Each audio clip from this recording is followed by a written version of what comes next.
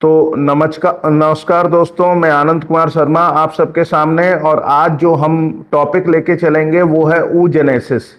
तो oogenesis का topic आप सब लोग बहुत ध्यान से इस टॉपिक को पढ़ेंगे और बहुत ध्यान से समझेंगे इस टॉपिक को कि oogenesis क्या होता है या oogenesis का टॉपिक क्या है। oogenesis का टॉपिक हम इस लेक्चर में पूरा लेक्चर समझाएंगे आपको इसे oogenesis को। और oogenesis का टॉपिक बहुत ही इंपॉर्टेंट है, तो इसलिए प्लीज संभल के चलिएगा। चलिए शुरू करते हैं। मैं स्क्रीन शेयर कर रहा हूं और आप सब लोग बहुत ध्यान से समझिएगा oogenesis किसे कहते हैं। तो oogenesis स्टार्ट करेंगे आप और हम। और oogenesis ये हमारी स्क्रीन पर आ गया है oogenesis, तो इसको समझिएगा प्लीज कि oogenesis क्या होता है, oogenesis क्या चीज है। इस चीज को समझेंगे आप और हम कि किस तरीके से oogenesis होता है और क्या होता है। तो देखिए oogenesis क्या है। oogenesis is the process of formation of female gamete. Female gamete की जो फॉर्मेशन है उसे हम लोग oogenesis कहते हैं। It is the process of formation of female gamete और ओवा in the ovary. It is the process of formation of female gamete और ओवा इन ओवरी। ये प्रोसेस है जिसमें फीमेल गैमीट का फॉर्मेशन होता है या फीमेल गैमीट बनता है या ओवा बनता है ओवरी में। It start during embryonic stage in female. बेटा ये क्वेश्चन समझिएगा कि ये जो oogenesis का प्रोसेस है ये फीमेल जब एम्ब्रियोनिक स्टेज में होती हैं, यानी जब कोई बच्ची एम्ब्रियोनिक स्टेज में होती है तब ये प्रोसेस स्टार्ट हो जाता है। यहां पर देखिए करीबन 1 मिलियन उगोनिया, 1 मिलियन यानी करीबन 10 लाख उगोनिया बनकर तैयार हो जाते हैं 25 सप्ताह के फीमेल फीटस में। यानी जब फीमेल फीटस 25 सप्ताह का होता है तो करीबन 10 लाख उगोनिया बनकर तैयार हो जाते हैं। कोई भी नया उगोनिया बर्थ के बाद तैयार नहीं होता। कोई भी नया उगोनिया बर्थ के बाद तैयार नहीं होता। तो जो oogonal सेल है इसमें बेटा मियोटिक डिवीजन यानी अर्धसूत्री विभाजन स्टार्ट होता है, एंटर करता है प्रोफेज फर्स्ट में। oogonal सेल स्टार्ट करता है मियोटिक डिवीजन, अर्धसूत्री विभाजन, जिसमें क्रोमोसोम का नंबर 2n से n रह जाता है। यहां ध्यान से समझिएगा। तो ये यहां पर हो जाता है बेटा oogonia cell start meiotic division. ये मियोटिक डिवीजन स्टार्ट हो जाता है, प्रोफेज फर्स्ट में एंटर कर जाता है। और यहां पर प्रोफेज फर्स्ट में एंटर करते ये टेम्परेरी अरेस्ट हो जाता है। टेम्परेरी अरेस्ट का मतलब समझते हैं बेटा, ये अपने आप को यहां पर ये स्टेज अपने आप को ब्लॉक कर देती है और इसे हम लोग कहते हैं प्राइमरी oocyte। इसको बेटा हम लोग कहेंगे प्राइमरी oocyte। मैं oogenesis एक बार फिर से समझाऊंगा, बहुत नटसेल में समझाऊंगा कि फॉर्मेशन ऑफ फीमेल गैमीट, ओवा का बनना oogenesis कहलाता है। ये ओवरी में होता है। ये जो है स्टार्ट होता है फीमेल के एम्ब्रियोजेनिक स्टेज में स्टार्ट हो जाता है। करीबन 1 मिलियन उगोनिया बन जाते हैं एक 25 सप्ताह के फीमेल फीटस में। कोई भी उगोनिया बर्थ के बाद, आफ्टर बर्थ कोई भी उगोनिया बेटा नहीं बनता है। अब यहां पर देखेंगे each primary oocyte then get surrounded by the a layer of granulosa. तो हर एक प्राइमरी oocyte सराउंड हो जाती है ग्रेनुलोसा सेल से, जिसको हम लोग प्राइमरी फॉलिकल कहते हैं। हर एक प्राइमरी oocyte सराउंड हो जाती है ग्रेनुलोसा सेल से, जिसको हम लोग प्राइमरी फॉलिकल कहते हैं। लार्ज नंबर में प्राइमरी फॉलिकल जो है डिजेनरेट होते हैं बच्चे। यहां पर लार्ज नंबर में प्राइमरी फॉलिकल डिजेनरेट होंगे यहां पर, और मतलब बर्थ से लेकर पुबर्टी तक बहुत बड़े नंबर में 10 लाख आपके उगोनिया थे या प्राइमरी oocyte थे। इसमें से सिर्फ 60,000 से 80,000 प्राइमरी फॉलिकल रह जाते हैं पुबर्टी तक। देखिए, समझिएगा मेरे भाइयों, मेरी बहनों, मेरे बच्चों, समझिएगा कि 10 लाख उगोनिया थे और 10 लाख में से सिर्फ 60,000 से 80,000 रह जाते हैं पुबर्टी तक। पुबर्टी क्या है? पुबर्टी वो एज है जब आप सेक्सुअली मैच्योर हो जाते हैं। अब यहां पर समझेंगे कि हम लोग ये क्या है। अब ये देखिए, यहां पे ये प्रोसेस समझाया गया है कि प्राइमरी oocyte बदलता है प्राइमरी फॉलिकल में, प्राइमरी फॉलिकल बदलता है सेकेंडरी फॉलिकल में। देखिए यहां पर ध्यान में थोड़ा बड़ा करके दिखा दूं, प्राइमरी oocyte बदल रहा है प्राइमरी फॉलिकल में, ये ग्रेनुलोसा सेल से कवर्ड होता है। प्राइमरी फॉलिकल बदल रहा है सेकेंडरी फॉलिकल में, और सेकेंडरी फॉलिकल के पार्ट देख लीजिए, सेकेंडरी फॉलिकल की स्ट्रक्चर देख लीजिए। इसमें theca externa, theca interna, antrum, liquor folliculi, ये इसके स्ट्रक्चर है।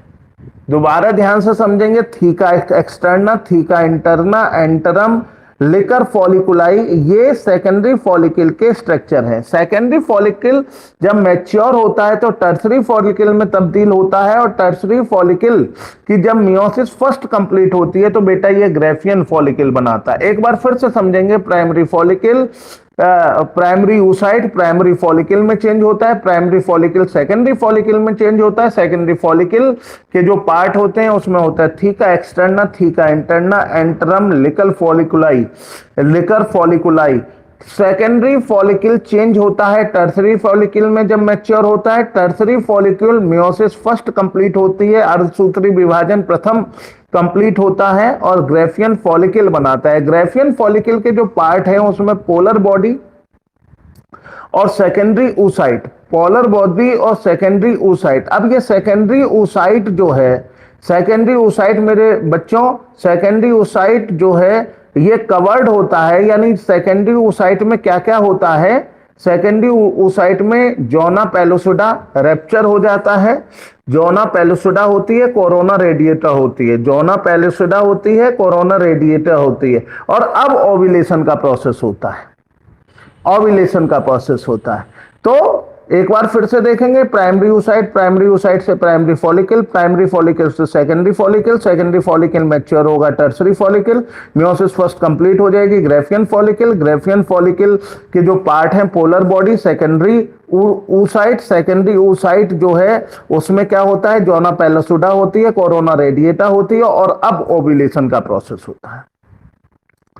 अब यहां पर ध्यान से समझिएगा, जो प्राइमरी फॉलिकल होता है ये सराउंडेड होता है, प्राइमरी फॉलिकल सराउंडेड होता है ग्रेनुलोसा सेल से, और एक न्यू थीका फॉर्म होता है। प्राइमरी फॉलिकल सराउंड हो जाता है कुछ और ज्यादा ग्रेनुलोसा सेल से, और एक न्यू थीका बनता है जिसको सेकेंडरी फॉलिकल कहते हैं। और जो थीकल लेयर है सेकेंडरी फॉलिकल की, ये ऑर्गेनाइज्ड हो जाती है। सेकेंडरी फॉलिकल की जो थीकल लेयर है वो ऑर्गेनाइज्ड हो जाती है, और ये outer theca externa, inner theca interna बनाती है। अब देखिए बेटा, यहां पर बड़े ध्यान से समझिएगा जो मैं समझाने की कोशिश कर रहा हूं। प्राइमरी फॉलिकल और ज्यादा लेयर से, ग्रेनुलोसा सेल की लेयर से सराउंड हो जाती है, और इससे बनता है सेकेंडरी फॉलिकल। जो सेकेंडरी फॉलिकल है, जो थीकल लेयर है सेकेंडरी फॉलिकल की, ये ऑर्गेनाइज्ड हो जाती है इनटू थीका एक्सटर्ना और थीका इंटरना में। जो थीकल लेयर है ये जो है ऑर्गेनाइज हो जाएगी थीका एक्सटर्ना और थीका इंटरना में, और अब ये टर्सरी फॉलिकल कहलाएगा। टर्सरी फॉलिकल में एक फ्लूइड फिल्ड कैविटी होती है, टर्सरी फॉलिकल में एक फ्लूइड फिल्ड कैविटी होती है जिसे एंटरम कहते हैं, एंटरम कहते हैं। टर्सरी फॉलिकल में एक फ्लूइड फिल्ड कैविटी होती है जिसे एंटरम कहते हैं। इस स्टेज पर जो प्राइमरी oocyte है with in the tertiary follicle, ये ग्रो करती है साइज में और कंप्लीट करती है फर्स्ट मियोटिक डिवीजन। और इस स्टेज में जो प्राइमरी oocyte है टर्सरी फॉलिकल में ग्रो करता है और फर्स्ट मियोटिक डिवीजन कंप्लीट करता है। फर्स्ट मियोटिक डिवीजन जो कि अनइक्वल होता है, बेटा ध्यान से समझना, फर्स्ट मियोटिक डिवीजन जो अनइक्वल होता है, इसमें सेकेंडरी oocyte और एक छोटा पोलर बॉडी बनता है। Meiotic division, first meiotic division जो अनइक्वल होता है, यहां पे सेकेंडरी oocyte बनेगा और टिनी फर्स्ट पोलर बॉडी बनेगा। सेकेंडरी oocyte में बल्क में न्यूट्रिएंट रिच साइटोप्लाज्म होता है। देखिए, secondary oocyte retain bulk of the nutrient rich cytoplasm of the primary oocyte। तो सेकेंडरी oocyte में न्यूट्रिएंट रिच जो है साइटोप्लाज्म होता है, और टर्सरी फॉलिकल डेवलप कर देता है मैच्योर फॉलिकल या ग्रेफियन फॉलिकल में। जो टर्सरी फॉलिकल है ये बच्चों डेवलप कर जाएगा मैच्योर फॉलिकल या ग्रेफियन फॉलिकल में, और सेकेंडरी oocyte फॉर्म करती है न्यू मेम्ब्रेन को, जिसको हम लोग जोना पेलुसिडा कहते हैं। जो सेकेंडरी oocyte है ये नई मेम्ब्रेन को एक तरीके से ज्वाइन करती है, जिसे जोना पेलुसिडा कहते हैं, जोना पेलुसिडा। तो सेकेंडरी oocyte एक नई मेम्ब्रेन ज्वाइन करती है जिसे जोना पेलुसिडा कहते हैं, जो इसको सराउंड करती है, जो इसको सराउंड करती है। जो ग्रेफियन फॉलिकल है रैप्चर कर जाता है, रिलीज करता है सेकेंडरी oocyte को। जो ग्रेफियन फॉलिकल है रैप्चर कर जाता है और रिलीज करता है oocyte को from the ovary by the process called ovulation. देखिए बेटा, ग्रेफियन फॉलिकल रप्चर कर जाता है, रिलीज करता है सेकेंडरी oocyte को, जिसे ओवम कहते हैं, और इस प्रोसेस को ओव्यूलेशन कहते हैं। अब यहां ग्राफिकल रिप्रेजेंटेशन किया गया है ऊगोनिया, मियोसिस, माइटोसिस, माफ कीजिएगा, और ये यहां पर प्राइमरी oocyte बन रहे हैं। प्राइमरी oocyte, फिर फर्स्ट मियोटिक डिवीजन यहां पर कंप्लीट हो रहा है, और यहां पर देखिए बर्थ, चाइल्डहुड, पुबर्टी, पुबर्टी। अब ये जो फर्स्ट मियोटिक डिवीजन दोस्तों यहां पर कंप्लीट हुआ, इसके बाद देखो फर्स्ट पोलर बॉडी और सेकेंडरी oocyte बन गई, first polar body secondary oocyte बन गई, और secondary oocyte secondary polar body और ओवम बनाती है। देखिए यहां पर सेकेंडरी oocyte जो है, देखो यहां पर ऊगोनिया, ऊगोनिया, ऊगोनिया, ये फीटल लाइफ है बेटा। यहां तक देखो प्राइमरी oocyte तक फीटल लाइफ है। तो ऊगोनिया, फिर यहां पर माइटोसिस, डिफरेंशिएशन हुआ, माइटोसिस यानी समसूत्री विभाजन, प्राइमरी oocyte बना, फिर यहां पर first meiotic division, birth, childhood, puberty. तो चाइल्डहुड से पुबर्टी तक फर्स्ट मियोटिक डिवीजन कंप्लीट हो गया बेटा यहां पे। और ये सेकेंडरी oocyte, मतलब देखिए ये डिवाइड हुआ, फर्स्ट पोलर बॉडी और सेकेंडरी oocyte में, ये एडल्ट रिप्रोडक्टिव लाइफ है। सेकेंडरी oocyte डिवाइड हुआ सेकेंड पोलर बॉडी और ओवम में। तो मेरे बच्चों यहां पर बड़ा ध्यान से देखिएगा, ये 46 क्रोमोसोम लेके चल रहे हैं यहां पर। यहां पे 23 क्रोमोसोम हो गए, यहां पे 23 क्रोमोसोम हो गए। तो ये आपका oogenesis कंप्लीट होता है, और नेक्स्ट उसमें हम आपको जो है ओवम का स्ट्रक्चर जो है बड़ा ध्यान से समझाएंगे। तो मुझे लगता है आप लोग को अपना क्वेश्चन मुझसे यहां पर पूछ सकते हैं, या अपना क्वेश्चन आप मुझे यहां से पूछ सकते हैं। तो प्लीज अपना क्वेश्चन जरूर पूछिएगा। तो क्वेश्चन जरूर पूछिए, क्वेश्चन से ही आप लोगों का दिमाग खुलेगा और मुझे भी पता चलेगा कि आपको कितना टॉपिक समझ में आया, कितना नहीं आया। साक्षी तिवारी जी, कल के लिए हम क्षमा चाहेंगे, आपसे हमने थोड़ा सा रफ लैंग्वेज यूज की, तो उसके लिए हम क्षमा चाहेंगे। लेकिन बेटा ये टाइम इन सब बच्चों का है, ये जो कहेंगे वो मैं करूंगा। अगर ये कहेंगे कि आनंद सर फर्स्ट चैप्टर पढ़ाइए, सब लोग सहमति में बोलेंगे मैं पढ़ाऊंगा। ये सब लोग कहेंगे कि आनंद सर ये पढ़ाइए, तो मैं वो पढ़ाऊंगा। बेटी आप भी हमारे लिए इतनी ही इक्वल हो जितने ये सारे बच्चे हैं। तो बेटा मैं क्षमा चाहूंगा, कल मैं थोड़ा सा आपसे रफ बोल गया, लेकिन मैं यही चाहूंगा कि आप सब लोग सारे बच्चे जो हैं पूरी मेहनत करें, पूरी मेहनत करके टॉप करें, अपना नाम करें, स्कूल का नाम करें, आनंद सर का नाम करें, और आप लोग हमेशा खुश रहें। इससे रिलेटेड, ऊगोनिया से रिलेटेड कोई भी क्वेश्चन आपके दिमाग में, अगर किसी भी बच्चे के दिमाग में oogenesis से रिलेटेड है, तो प्लीज आप मुझे बताइएगा।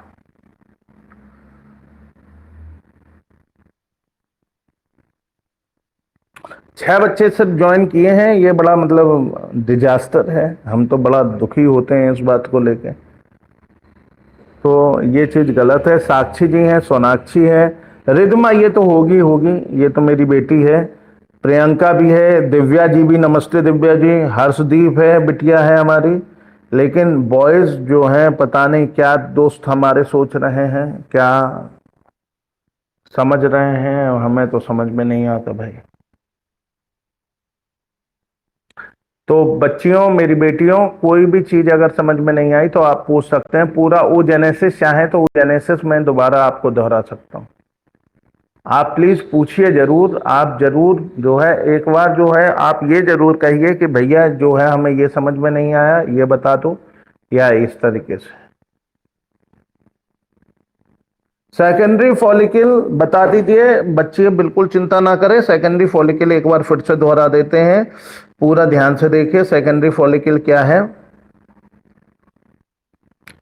देखिए यहां पर देखो बेटा, सेकेंडरी oocyte है बेटा। सेकेंडरी देखो, ये प्राइमरी oocyte में जब फर्स्ट मियोटिक डिवीजन कंप्लीट होता है तो यहाँ पे देखो फर्स्ट पोलर बॉडी बनता है, फिर सेकेंडरी oocyte बनता है।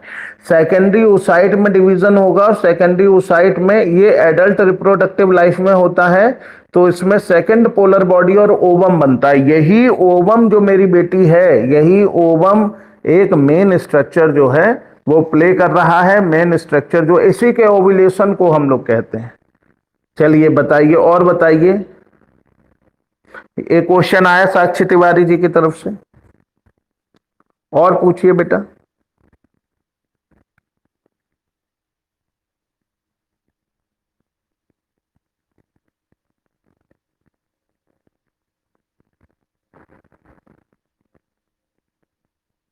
और किसी बच्चे का कोई क्वेश्चन हो तो प्लीज बताइए बेटी, नहीं तो आप अगर आज्ञा दें तो मैं आगे चलूं।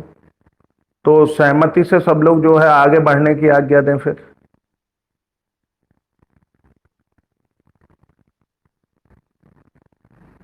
थीका इंटरना और आउटर थीका एक्सटर्ना। साक्षी जी, आपने जब अगर ये टॉपिक बड़ा ध्यान से सुना है तो ये चीज आपने देखा होगा। ये चीज मैंने पहले भी बताया था जब मैं उसका फ्लो डायग्राम भी दिखा रहा था।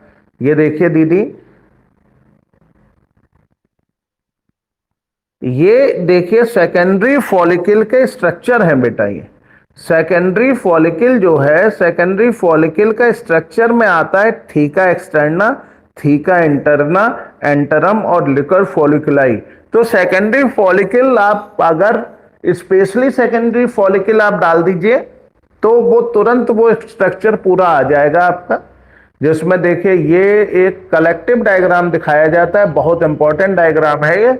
इसमें सेकेंडरी फॉलिकल आप देखिए तो इसके स्ट्रक्चर है थीका एक्सटर्ना, थीका इंटरना, एंटरम और लिकर फॉलिकुलाई।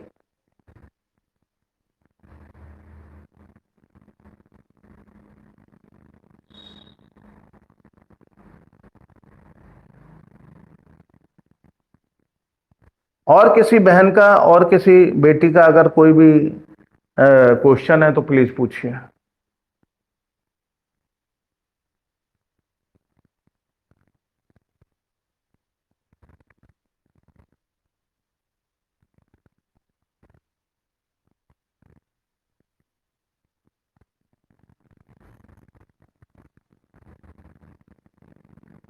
अगर आज्ञा दें तो फिर मैं आगे चलूं, ओवम का स्ट्रक्चर समझा दूं। रिदमा दीदी,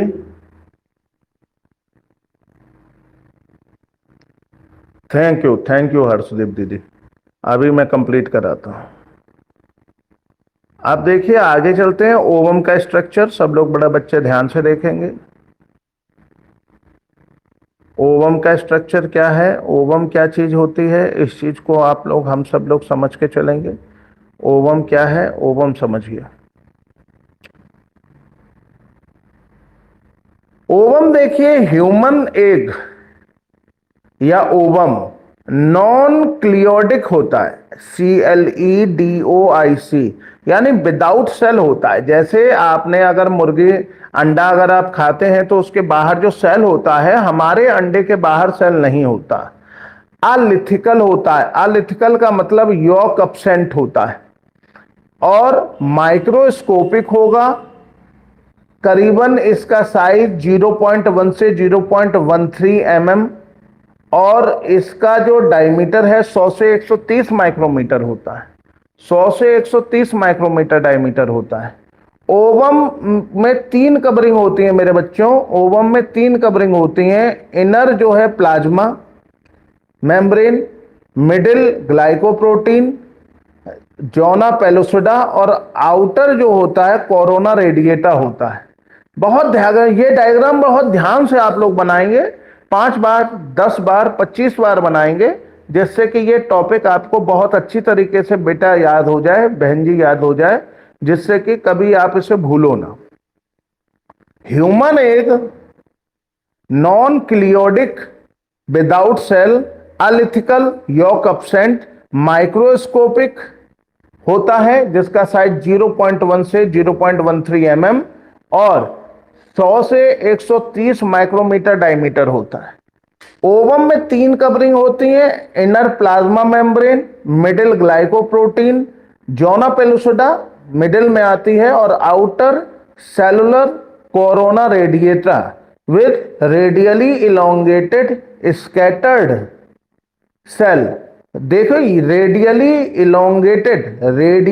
इलोंगेटेड स्कैटर्ड सेल, रेडियली यानी परिधि पे फैली हुई, स्कैटर्ड फैली हुई सेल होती है। हेल्ड इन म्यूको पॉलीसैकेराइड, जिसमें म्यूको पॉलीसैकेराइड होता है, या इसको जो हम लोग वर्ड यूज करते हैं हायल यूरोनिक एसिड। दोबारा ध्यान से देखेंगे बच्चा।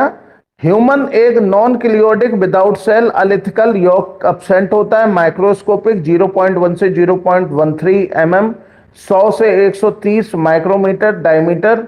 ओवम प्रोसेस करता है 3 covering, inner plasma membrane, middle glycoprotein, zona pellucida, middle glycoprotein के साथ जोना पेलुसिडा और आउटर जो है वो कोरोना रेडिएटा होती है। इसमें रेडियली इलोंगेटेड स्कैटर्ड सेल होती हैं जो आपस में म्यूको पॉलीसैकेराइड के द्वारा बंधी होती हैं, जिसे हाईली यूरोनिक एसिड भी कहा जाता है। ये स्ट्रक्चर है इसका। ये स्ट्रक्चर आप लोग सब लोग बहुत ध्यान से देखेंगे, बहुत ध्यान से समझेंगे इस स्ट्रक्चर को कि ये स्ट्रक्चर क्या है। इसके बाद मेरी बच्चियों अब हम लोग बात करेंगे स्पर्मेटोजेनेसिस और oogenesis में डिफरेंस को। तो स्पर्मेटोजेनेसिस आप समझ लो, फिर oogenesis समझाता हूं। स्पर्मेटोजेनेसिस क्या है? It produce like male gamete sperm. Spermatogenesis, आपको अगर स्पर्मेटोजेनेसिस अब तक तैयार ना हुई हो तो आप इस टॉपिक को पूरा एक तरफ अगर लिखते चले जाएं तो स्पर्मेटोजेनेसिस कंप्लीट हो जाएगी। तो मेल गैमीट प्रोड्यूस होते हैं, स्पर्मेटोजेनेसिस मेल गैमीट प्रोड्यूस करता है। It occur in the seminiferous tubule, seminiferous tubule में होता है और इसे टेस्टिस में होता है। ये मतलब देखिए ध्यान से, स्पर्मेटोजेनेसिस मेल गैमीट प्रोड्यूस होता है, इसमें सेमनीफेरस ट्यूब्यूल्स में ये होता है, टेस्टिस में होता है, इसमें मियोसिस होता है और ये through out the life, puberty के बाद पूरे जीवन। आदमी की ये खासियत होती है कि पुबर्टी के बाद पूरे जीवन उसमें जो है स्पर्म का फॉर्मेशन होता है।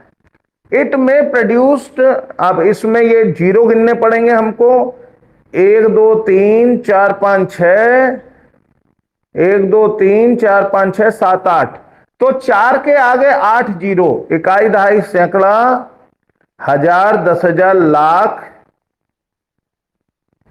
10 लाख करोड़ 10 करोड़, मतलब इकाई दहाई सैकड़ा हजार 10,000 लाख 10 लाख करोड़ 10, 40 करोड़ स्पर्म हर दिन बनते हैं भाई साहब। ये जरा पॉइंट नोट करने वाला पॉइंट है, 40 करोड़ स्पर्म मेल में हर रोज बनते हैं। प्राइमरी स्पर्मेटोसाइट डिवाइड करती है equally to form similar secondary spermatocyte, जिससे सेकेंडरी स्पर्मेटोसाइट बनती है और एक स्पर्मेटोगोनियम प्रोड्यूस करती है 4 फंक्शनल स्पर्मेटोजोआ को।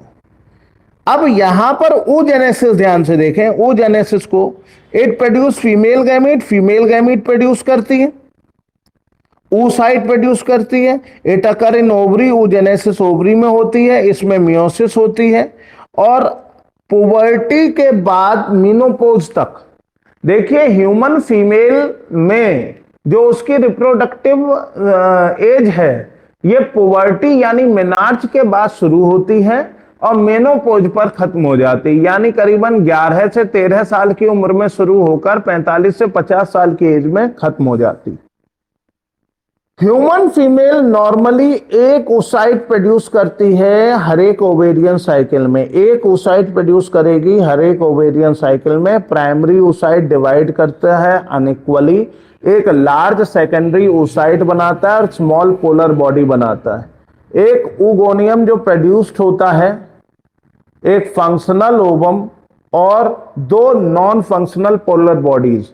एक oogoनियम प्रोड्यूस होता है, एक फंक्शनल ओवम प्रोड्यूस होता है और 2 non functional polar body produce होती हैं। तो यहां पे आके ये टॉपिक यहां पे खत्म हो जाता है। तो आप लोग प्लीज इसको दोहराएं और मुझे बताएं कि किसी को कोई दिक्कत हो, क्योंकि इसके बाद मेंस्ट्रुअल साइकिल का पूरा फेज चलेगा। मेंस्ट्रुअल साइकिल हम लोगों को समझना होगा।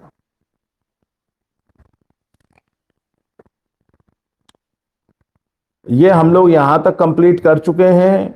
अब हम लोग स्टार्ट करेंगे बहनों भाइयों, जो हमारा मेंस्ट्रुअल साइकिल है। तो मैं ये चाहता हूं कि यहां तक का आप जो है पूरा दोहरा लें और मुझे तुरंत बताएं कि गुरुजी ये समझ में नहीं आया, ये दोहराते हैं, लेकिन सब लोगों की सहमति होनी चाहिए। ठीक है रिद्मा बेटा? हर्ष, आज हरलीन नहीं आई, हरलीन से कहना आनंद सर नाराज थे। ठीक है, दिव्या, प्रियंका आ गई है, दिव्या आ गई है। आज नित्यांशी नहीं आई, नित्यांशी से कहना आनंद सर नाराज थे। कहना तुम लोग तो रेगुलर आते हो, आनंद सर कह रहे थे कि भाई ऐसे नहीं काम चलेगा, फिर मैं पढ़ाना बंद कर दूंगा तो तुम लोगों का नुकसान हो जाएगा, है ना? तो मेरे बच्चों, मेरी बेटियों, ध्यान से आओ, रेगुलर आओ।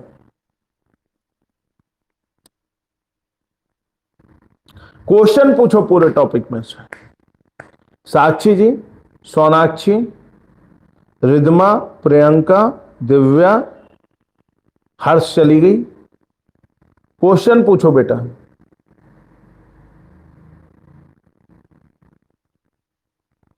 श्री हरिनारायण।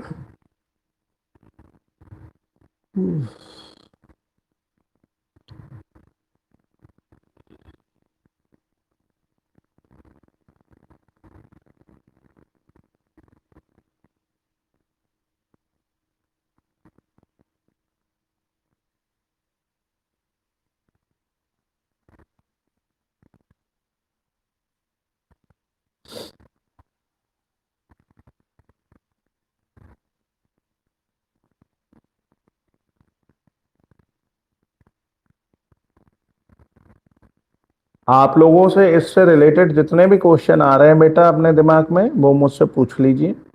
आज हम लोग इसे कंप्लीट कर चुके हैं, कल से मेंस्ट्रुअल साइकिल स्टार्ट करेंगे और हर बच्चा जो है बहुत अच्छे हिसाब से इसके नोट्स तैयार कर ले, सब वो तैयार कर ले। और जहां आपको दिक्कत होती है तो जैसे अपने बड़े भाई से, जैसे अपने गुरु से, अपने मतलब दोस्त से बात करते हैं, पढ़ाई से रिलेटेड आप मुझसे बात कर सकते हैं। और भाई साहब बिल्कुल घबराने की जरूरत नहीं। आनंद शर्मा से ज्यादा बड़ी बात नहीं करता, पर आनंद शर्मा से कोऑपरेटिव और बहुत समझ के चलने वाला, आप लोगों की सारी समस्याएं मैं समझता हूं, तो मुझे ख्याल से टीचर आपको नहीं मिलेगा। तो मेहनत कीजिए और पूरे हम लोग बड़े मेहनत कर रहे हैं, बड़ा आप लोगों के साथ बड़ा अच्छा लगता है हमें। तो प्लीज कोई भी क्वेश्चन है प्लीज पूछ लीजिए।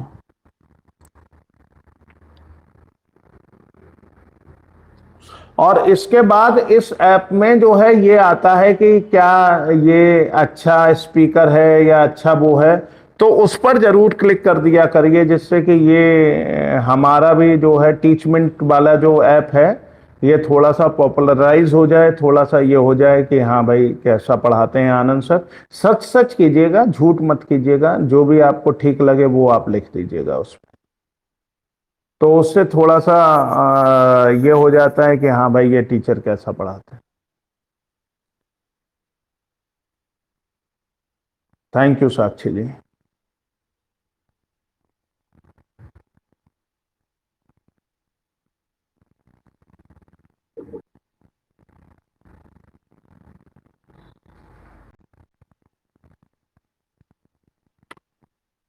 तो मैं ये सोच रहा हूँ आप अपने टॉपिक मुझसे पूछ लीजिए, 3 मिनट बचे हुए हैं, क्योंकि उसके बाद मुझे अगली क्लास की तैयारी करनी पड़ेगी। 10 से अगली क्लास मेरी स्टार्ट हो जाएगी, तो प्लीज़ आप लोग जो है अभी इसको देख लीजिए और मुझे बता दीजिए। कल मेंस्ट्रुअल साइकिल स्टार्ट करेंगे, सारे बच्चे पढ़ के आएंगे उसे और समझेंगे बहुत अच्छी तरीके से उसे।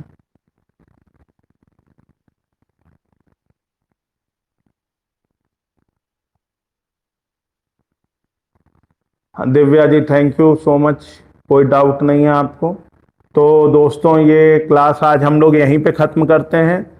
करीबन 10:05 हो चुके हैं। आप भी अपने नेक्स्ट क्लास के लिए तैयार हो जाइए, मैं भी अपनी नेक्स्ट क्लास के लिए तैयार होता हूँ। आप लोगों का दिन शुभ हो, भगवान आपको हमेशा खुश रखे। धन्यवाद।